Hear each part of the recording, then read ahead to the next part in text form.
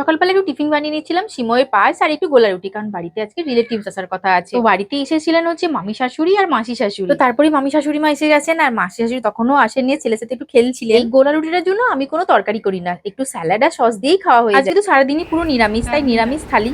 আজকে নিরামিষ, নিরামিষের দিন এসছে বলে নিরামিষ, কিছু করার নেই। আজকে অনেকেরই হয়তো নিরামিষটা খুব পছন্দের, কিন্তু তবুও নিরামিষের দিন কুটুমজন এলে মনে হয় কি খেতে দেবো কি খেতে দেবো না, কি রান্না করবো কিছু বুঝতেই পারি না। ভাত খাওয়ার পর সবাই রেডি হয়ে গিয়েছিল একটু বাজার যাবে বলে, কিন্তু বেচারা বসে আছে, বৃষ্টি শুরু হয়ে যায় সেই সময়। তাই সন্ধ্যাবেলা একটুখানি পাঁপড় ভেজেছিলাম সবার জন্য চা খাওয়ার। তো বিকেলবেলা বেশ চায়ের আসর বসেছিল, সবাই মিলে একটু গল্প টল্প করা হলো। আর পাঁপড় ভাজা দেখে মনে পড়ে গেল সেই রথের দিনের কথা। পাপাটা ধরো, পাপাটা মুখে ধরো, জয় জগন্নাথ আজ নয়, বলো জয় জগন্নাথ। জয় জগন্নাথ।